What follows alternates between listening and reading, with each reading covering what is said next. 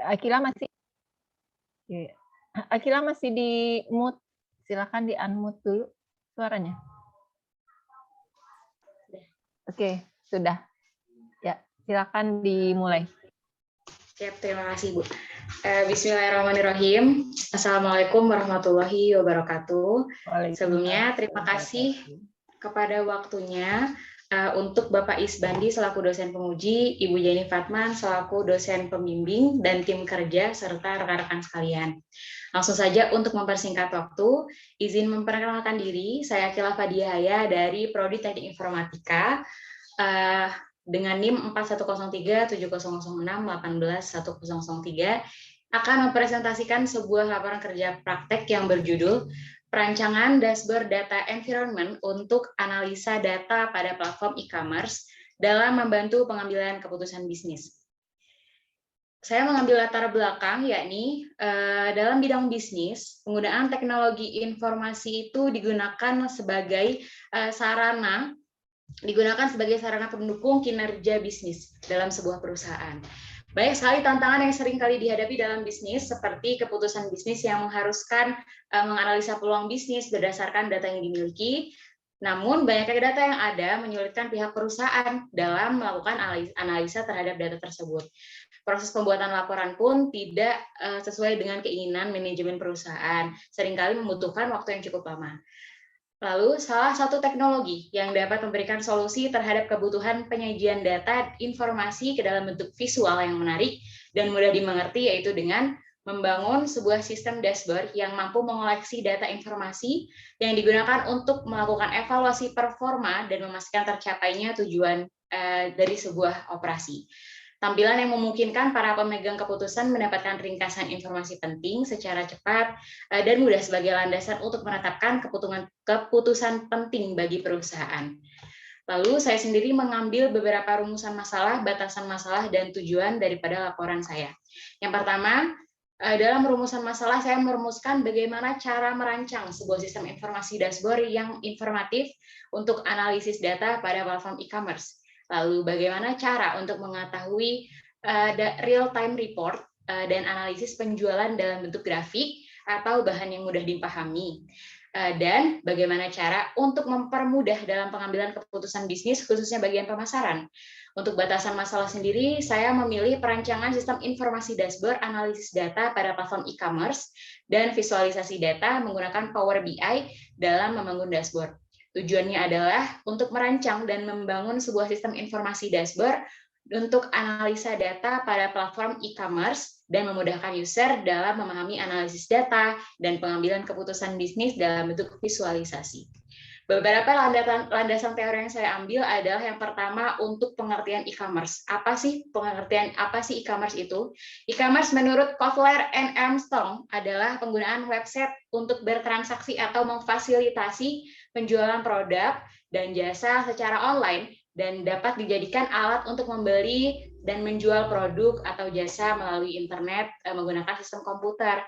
Contoh beberapa perusahaan e-commerce yang ada di Indonesia antara lain yakni Shopee, Tokopedia, Bukalapak, Zalora, dan masih banyak lagi. Lalu sistem pendukung keputusan sendiri adalah bagian dari sistem informasi berbasis komputer yang dipakai untuk mendukung pengambilan keputusan, untuk memberikan kebijakan dan keputusan strategis demi keuntungan perusahaan.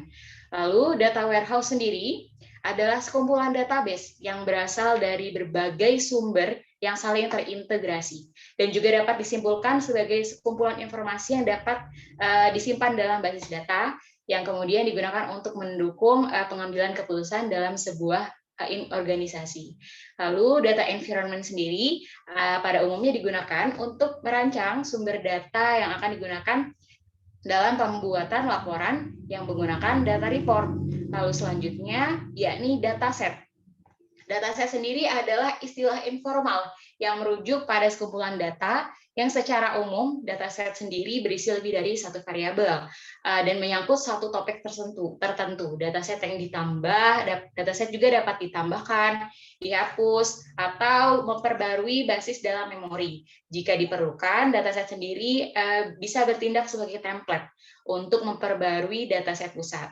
Lalu dataset yang akan digunakan dalam perancangan dashboard kali ini itu diambil dari dataset public e-commerce Brazil by Olis yang disediakan dengan murah hati oleh Olis. Dataset ini memiliki informasi lebih dari 100.000 pesanan dari tahun 2016 sampai 2018 yang kemudian dibuat di beberapa pasar di Brazil. Lalu fitur-fitur yang memungkinkan melihat pesanan dari berbagai dimensi, yakni dari status pesanan, harga, kinerja, pembayaran, dan pengiriman hingga lokasi pelanggan, atribut produk, dan akhirnya ulasan yang ditulis oleh pelanggan atau review. Selain itu, Olis juga merilis sekumpulan data geolokasi yang nantinya menghubungkan kode POS Brazil dengan koordinat. Selanjutnya, PostgreSQL. PostgreSQL ini adalah database yang saya pilih karena bersifat open source.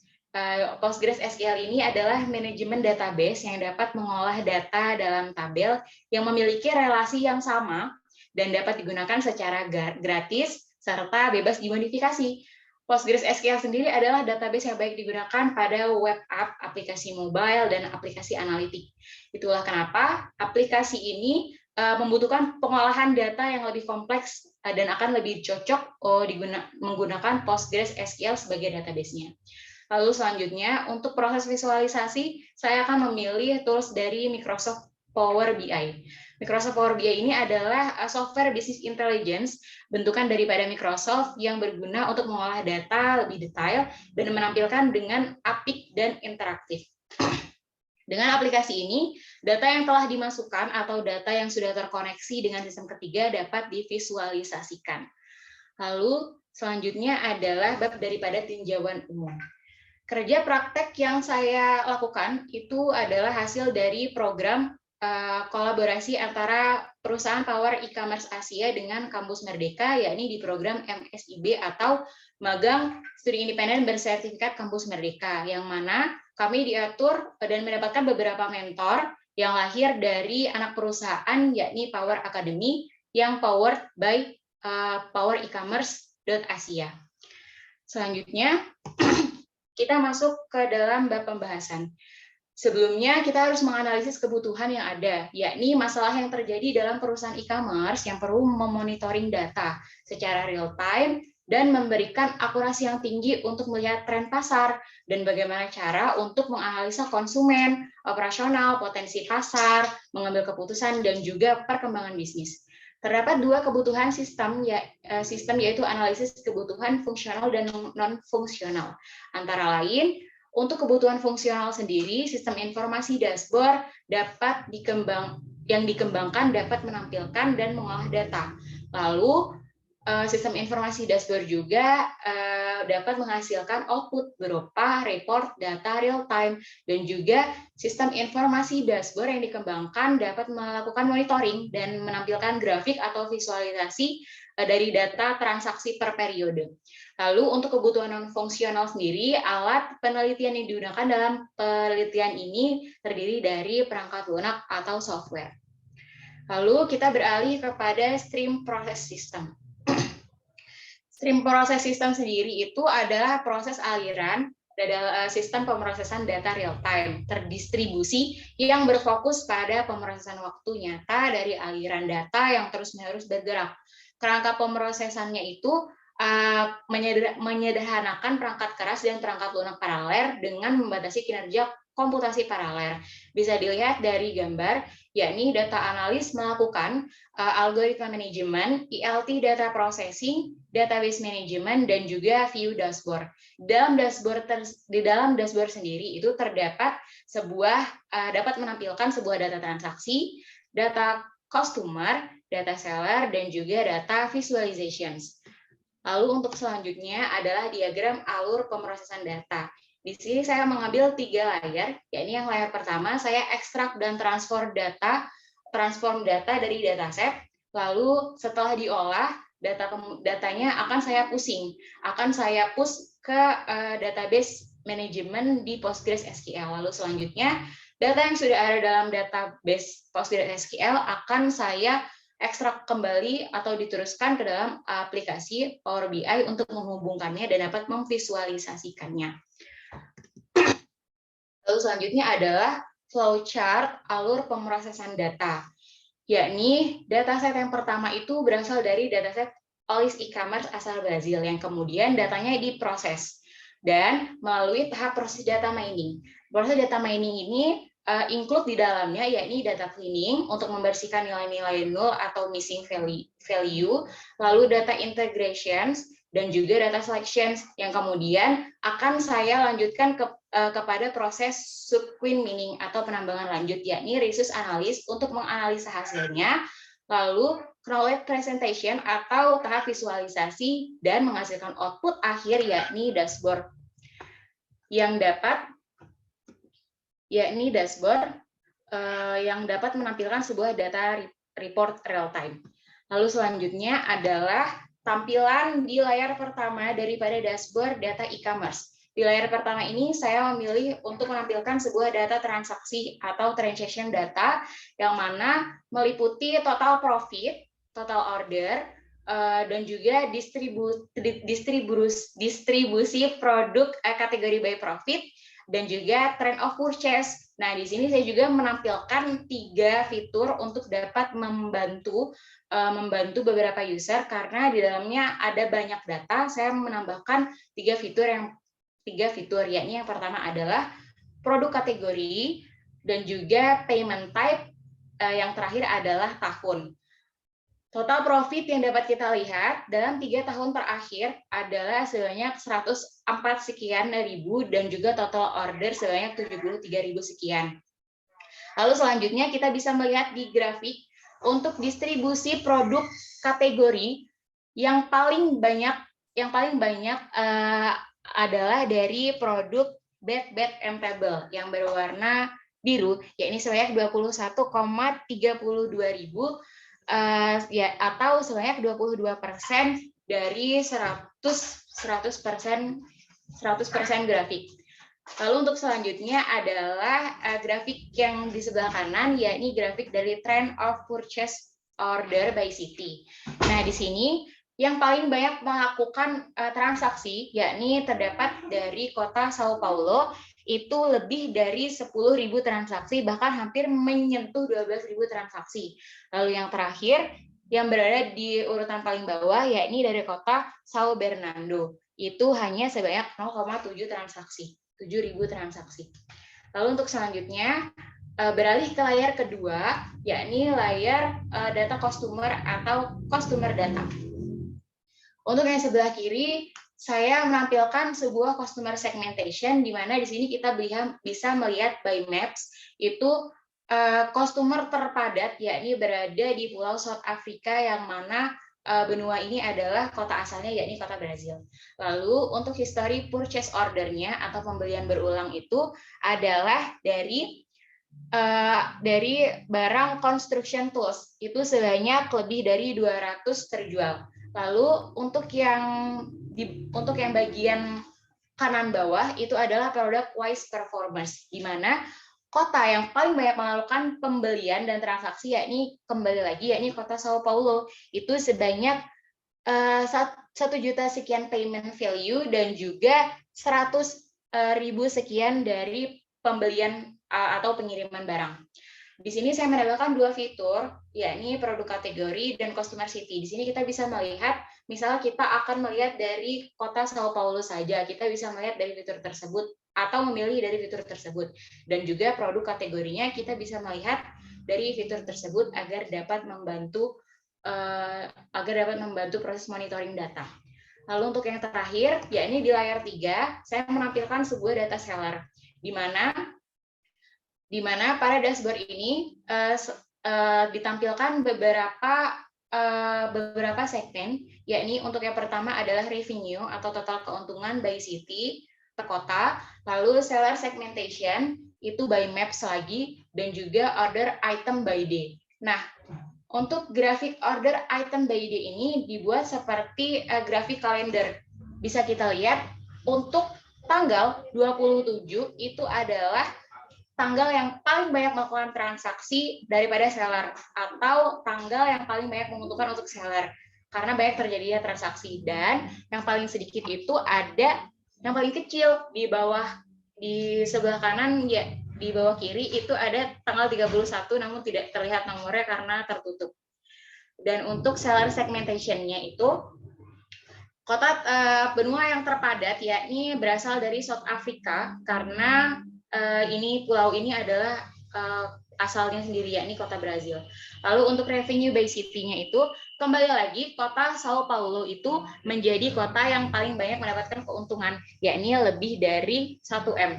Dan untuk total revenue yang didapatkan untuk 3 tahun terakhir yakni 12 juta sekian. Dan fitur yang saya tampilkan itu ada 3 feature. Yang pertama adalah produk kategori, seller city, dan year. Kita bisa melihat, misal kita akan memilih seller city. Kita akan melihat seller city dari kota Sao Paulo. Kita bisa melihat kepadatan penduduknya, dan juga revenue-nya di kota Sao Paulo sendiri, dan juga order item yang kita pilih, yakni dari kota Sao Paulo, itu yang terpadat di tanggal berapa. Nah, order item by day ini sendiri itu terinspirasi dari event Harbolnas atau Hari Belanja Nasional. Nah, biasanya keputusan-keputusan yang diambil oleh pemangku kebijakan yakni bisa melihat di tanggal berapa sih yang paling banyak atau yang paling padat orang-orang melakukan transaksi.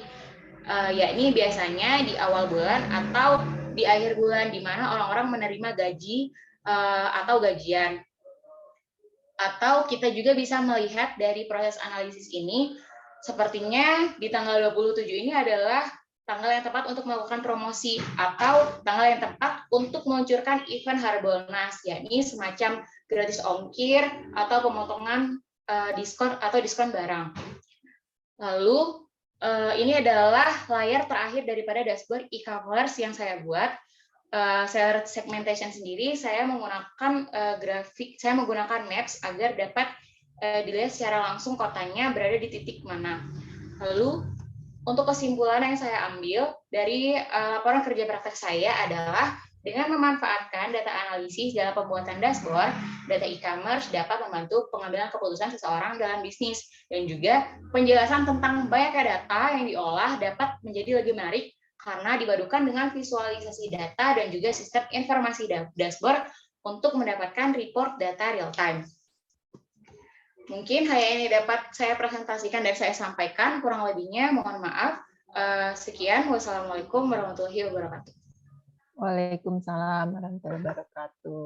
Pas ya, pas 15 menit waktu presentasinya dan semangat sekali ya Akila. Ya, mestinya semuanya memang harus seperti ini ya, semangat menjelaskan apa yang sudah dikerjakan, dan saya apresiasi menjelaskannya tidak hanya baca gitu ya. Nah, mungkin karena pengalaman dari kampus Merdekanya kemarin, jadi sudah sering presentasi ya, jadi ada peningkatan ya, untuk presentasinya sudah bagus ya menurut saya. Untuk sesi berikutnya adalah sesi diskusi. Silakan kepada Pak Isbandi untuk memberikan saran dan pertanyaan. Silakan Pak. Oke, terima kasih Ibu. Mohon maaf sebelumnya tadi terlambat. Saya pikir masih jam 12, pas lihat jam lah udah jam 1. Enggak apa-apa Pak. Tenang Pak. Apa ya? Like jam.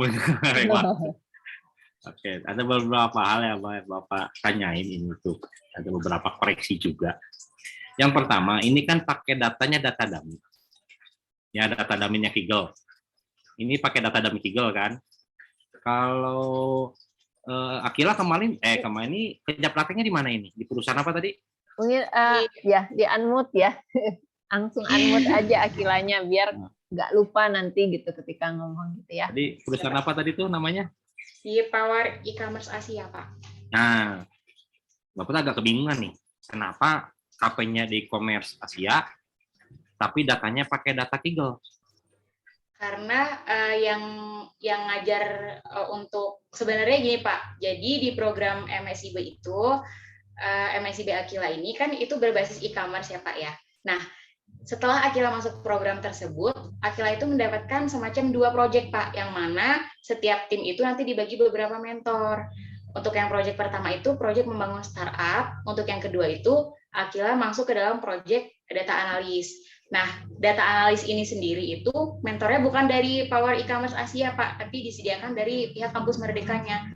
Itu mentor Akila sendiri adalah expert yang di bidang data. Nah, lalu untuk proyek kita sendiri itu, kita dikasih datasetnya itu dataset yang dari beliau, Pak.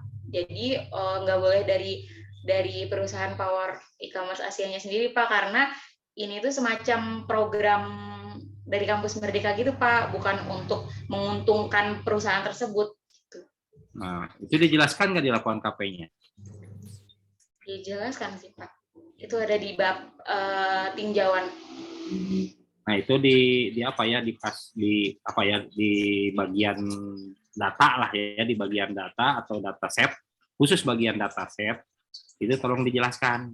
Itu entah karena masalah privasi, entah karena masalah programnya sendiri, itu tolong dijelaskan.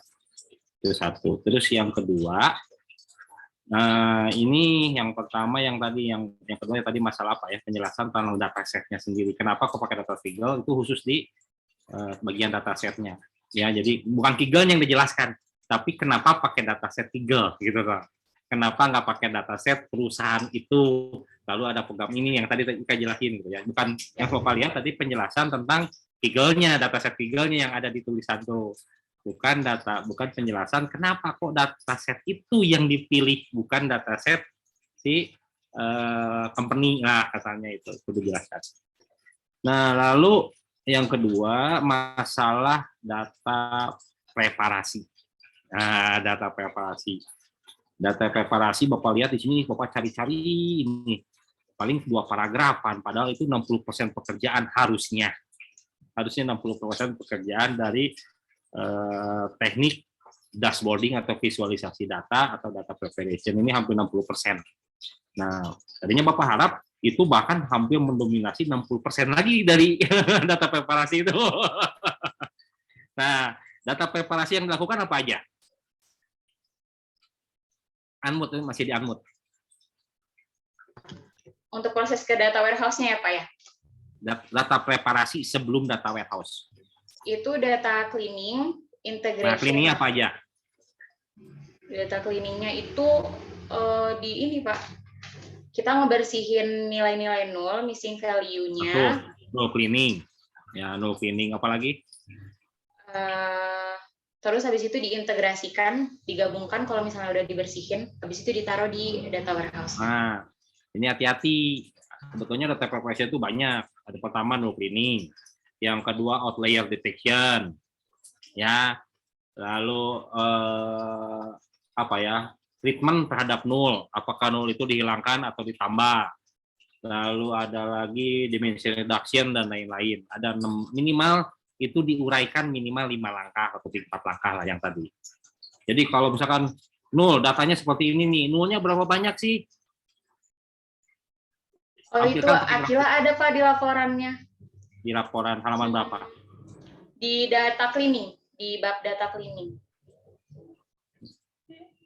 Itu Akila ngelampirin nilai yang dibersihin di situ, bab Pak. 3, bab berapa tadi deh? Babnya atau halamannya coba dijelaskan. Halamannya, coba apa namanya dia? Sebentar, Pak. Kalau tentang data cleaningnya ada, tapi detail bagaimana data cleaningnya itu. Iya. Tahapan data preparation-nya yang kurang ya, berarti ya. Betul. Ya, langsung ke tadi setelah langsung ke data warehouse yang banyak adalah langsung ke dashboard-nya nanti tadi ya. Awalnya yang kurang di laporannya ya. Ya, betul. Bapak lihat halaman 321 itu cuman apa ya? Data cleaning, data real, nah gitu ya. Terus proses definisi, udah itu langsung masuk ke data integrasi. Nah, itu tolong diurai langkah data cleaningnya. Di halaman berapa coba kalau ada? Siap, Pak. Ini lagi dibuka PowerPoint-nya lama karena kita ngebuka Power BI, Pak, jadi enggak di tulisan di laporan. Di bagian data cleaning kan itu ada kayak diagram gitu ya, Pak ya. Itu diagram database ya, diagram data itu. Iya, nah itu tuh Akila masukin angka di dalam apa sih namanya? Nah, itu ada apa, lihat ada order list review, ada order list product, review comment Nah, itu yang data Aquila bersihin, Pak. Itu hasilnya segitu yang dibersihin.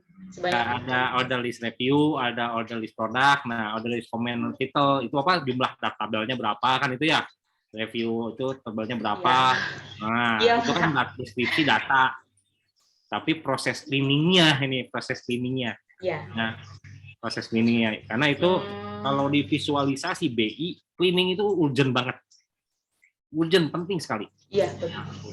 Penting 60% bobot pekerjaan itu di data cleaning.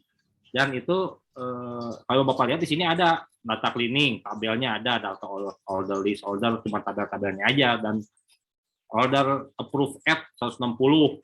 Nah, tapi yang Bapak minta nih ada dataset A.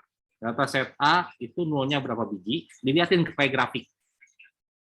Oh, nolnya kan ada grafik, Bapak lupa lagi nama grafiknya itu apa. Oh, sekian persen. Nah, apakah nol itu akan dihilangkan atau tidak? Kalau dihilangkan, ini dampaknya apa? Kalau tidak dihilangkan, akan diisinya pakai apa? Nah, jadi terus kalau misalkan ada dataset yang kedua, ini nolnya berapa? Ini treatmentnya mau diapain nih? Kebayang nggak? Nah, itu diurai gitu. Kebayang. Terus yang kedua, outlier deteksi. Ada outlier nggak? Ada. Nah, ada. Kalau ada outlier, berapa persen sih outliernya? Apakah itu akan dihilangkan atau tidak? Nah, itu yang itu justru di pembuatan dashboard itu penting sekali karena nantinya yang akan dialgoritmakan itu kalau akan dipasang di dalam sistem cleaningnya. Jadi ada batas-batas toleransi. Ya, jadi ini justru diharapkan data cleaning ini banyak, ini justru paling banyak di data cleaning. Itu. Ya, jadi tambahkan tulisan itu tentang data cleaning. Ya, tentang data cleaning. Jadi bukan tabel, daftar tabel, ya bukan daftar tabel. Nah, yang kedua, ini Bapak lihat merge data frame. Ini data integration. Ini bukan database, ini kayaknya ini table ini ya. Iya, Pak, itu gambarannya aja. Table. Kalau table, ya table, jangan database. Kalau itu loh simbol database. Oh. Ya, data integrasi itu antar database internal dan eksternal. Kalau Bapak lihat di sini, bukan integrasi, tapi satu database banyak table. Tadinya maksud Aquila, itu yang udah terintegrasi, gitu Pak niatnya. Tapi beda konsepnya itu, beda. Tapi mungkin nggak sampai apa pesannya. Jadi bilang aja, ini adalah satu database yang terdiri dari beberapa table, tabelnya apa saja. Gitu aja. Gitu. Jangan dibilang integrasi antar database. Kok pasti lihat kok ini tabel semua isinya nggak ada lintas database. Ya, itu satu. Jadi hati-hati, apalagi dalam gambar ini gambarnya bukan gambar table tapi gambar tabung-tabung. Gambar tabung itu gambar database loh. Ya, hati-hati itu. Jadi visualisasi, itu kan Aquila kan ini visualisasi data. Nah, visualisasi data. Nah, termasuk visualisasi dari data integration-nya itu tolong jangan gambar tabung, tapi gambar tabel. Terus yang disebut integrasi data, table ya table. Dalam satu database apa. Jangan kesannya ingin besar, tapi malah beberapa database, tapi database yang diomongin cuma satu gitu. Ya, gitu. Jadi itu koreksi, tolong dikoreksi, perbaiki mana yang database, mana yang table. Siapa? Nah, dikonsistenkan. Termasuk simboliknya. Nah, berarti ini pakai apa namanya BI sambung ke Postgre ya? Atau BI sambung ke Postgre ya? Gimana Pak? Maaf. Ini pakai business intelligence apa BI gabung dengan Postgre. Iya Pak. Jadi diekstrak dari Postgres dimasukin ke BI. Oke. Dari tadi dataset ke BI itu impor biasa atau gimana? Maaf, dari dataset ke table itu bentuknya diimpor biasa atau gimana? Iya Pak. Impor manual.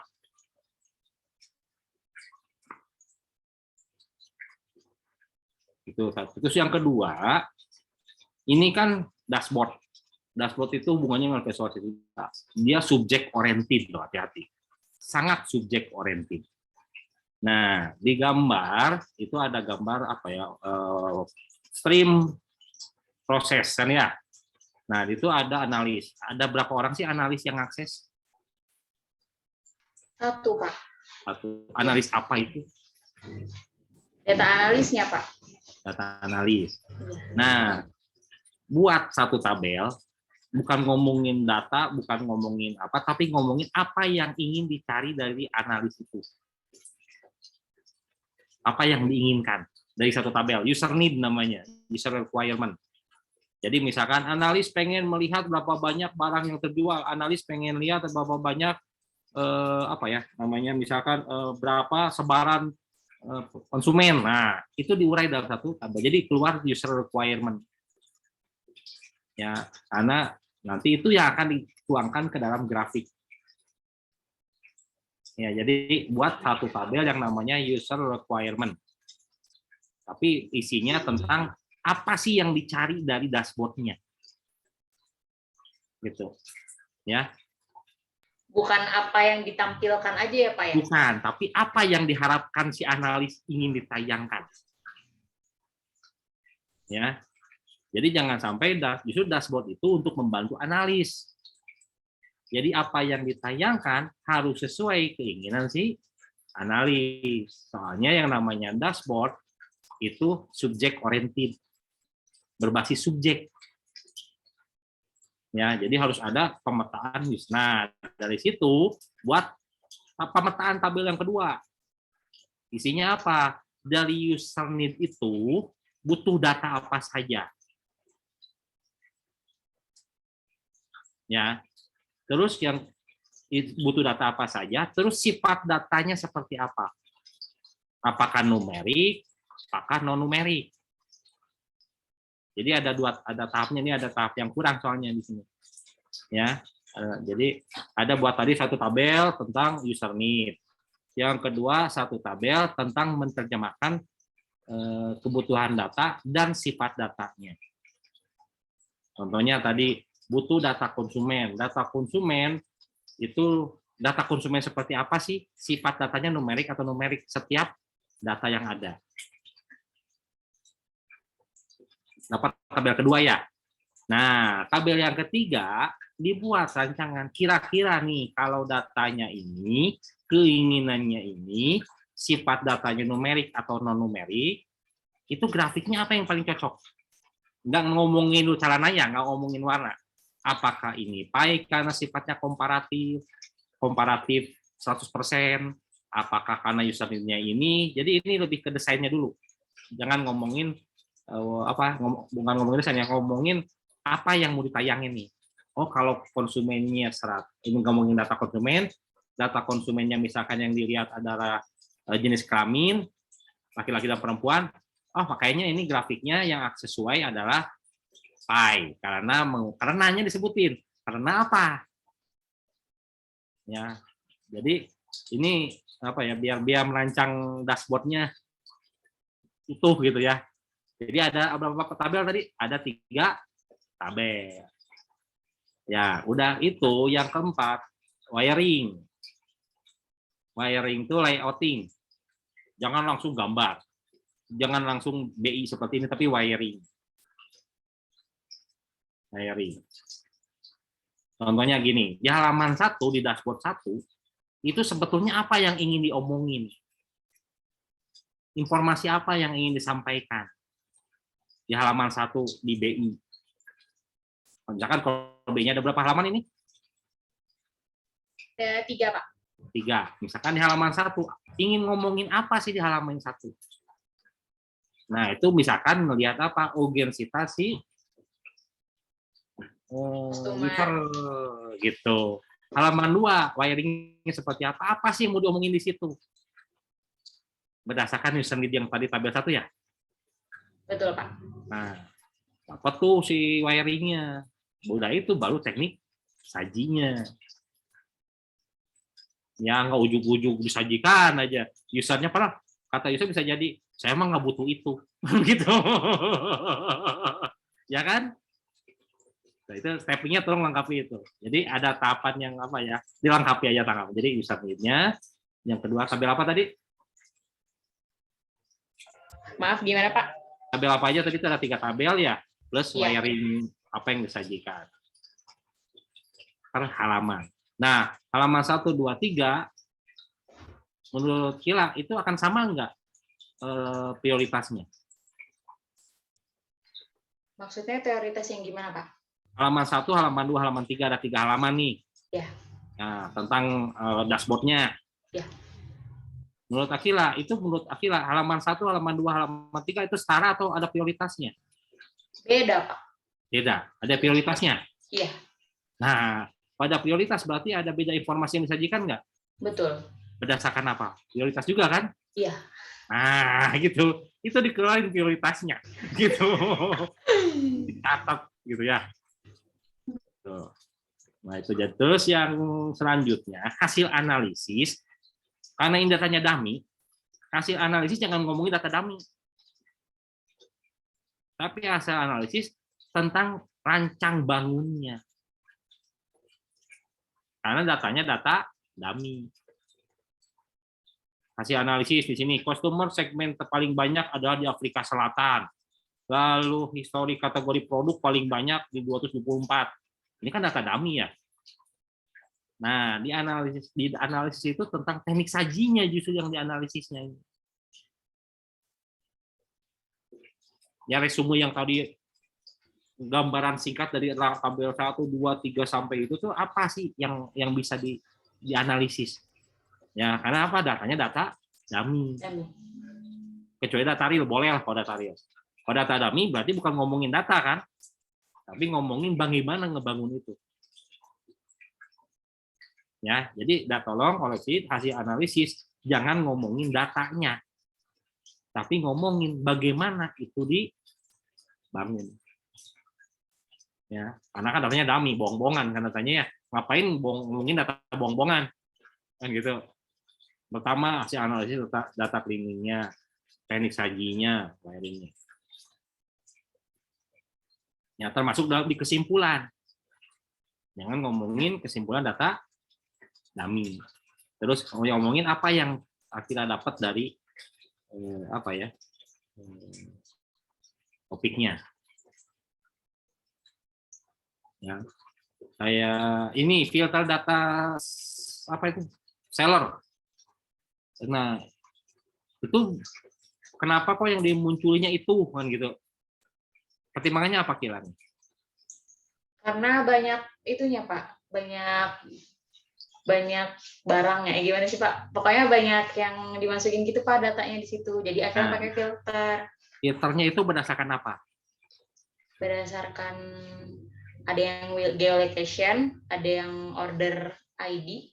Nah, kenapa kok itu difilter? Bukan karena banyak ya. Kenapa filter itu dibutuhkan? Untuk memudahkan orang mau nyari data di wilayah tertentu, Pak. Nah, untuk memudahkan berdasarkan area. Itu yang diomongin. Ya. Nah, balik lagi. Jadi bukan karena tadi ini kan teknik desain visualisasi data, tapi sekaligus belajar bagaimana cleansing datanya. Nah, jadi ini apa ya, dia analisnya jangan mohon apa ya, karena datanya data dummy, jangan ngomongin data dummy, tapi ngomongin bagaimana harusnya dibangun.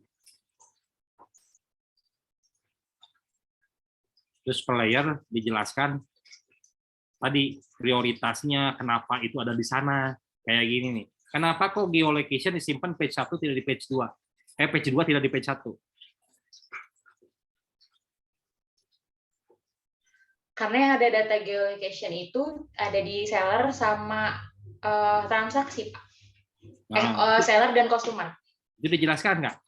Enggak. Nah, itu kenapa, makanya ini kan ngomongin meletakan gitu lah, gitu maksudnya. Itu jadi ngomongin desain ini, bukan ngomongin apa ya. Jadi kalau lihat data kayak gini nampilnya seperti apa, akan seperti apa. Ya. Mungkin itu aja Bu Yen sama dari saya. Oke, terima kasih Pak Isbandi, banyak nih saran yang benar-benar membangun ya untuk menjadi lebih baik. Ini memang ada yang terlewat tadi ya, banyak langkah tahapannya sebenarnya sudah dikerjakan, tapi penulisannya yang memang tidak dijelaskan di laporan gitu ya. Oke, mungkin ada dari beberapa temannya, ada yang mau bertanya. Ini sisa Dimas nih, sisanya udah pada keluar. Dimas, coba Dimas mau bertanya? Mana Dimas nih, ada suaranya enggak?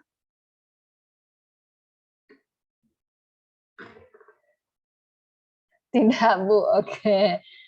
Silahkan tanya nih, Dimas. Kapan lagi bisa bertanya? Oke, tidak ada. Oh, dari Pak Isbandi sudah cukup. Mungkin dari Akilah paham yang disarankan oleh Pak Isbandi tadi? Paham, Bu, udah kira catat Oke juga. ya, silahkan dikerjakan nanti revisinya.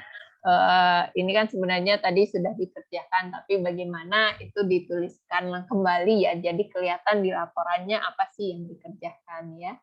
Terima kasih kepada Pak Isbandi, saya rasa cukup ya untuk sesi seminar ini, singkat tapi padat dan bermakna gitu ya. Mungkin terima kasih Pak Isbandi, terima kasih kepada audiens ini, tinggal Dimas. Terima kasih Dimas sudah sampai akhir nih masuk ya. Mudah-mudahan ada manfaat juga untuk Dimas ya yang nanti mau seminar KP. Dan silakan kepada Akila untuk menutup presentasinya. Baik, sebelumnya terima kasih banyak kepada yang hadir, tim kerja, Dimas, Pak Isbandi, dan juga Bu Yeni atas waktunya. Sekian dari saya, kurang lebihnya mohon maaf. Wassalamualaikum warahmatullahi wabarakatuh. Waalaikumsalam warahmatullahi wabarakatuh. Secepatnya nanti revisinya ya, supaya nilainya bisa keluar juga ya. Terima kasih kepada semuanya. Assalamualaikum warahmatullahi wabarakatuh. Waalaikumsalam warahmatullahi wabarakatuh. Terima kasih Ibu Yeni, Pak Isbandi, dan Akila. Kami cukupkan sekian. Selamat siang. Wassalamualaikum warahmatullahi wabarakatuh. Kalau saya kan berarti sama saya sendiri.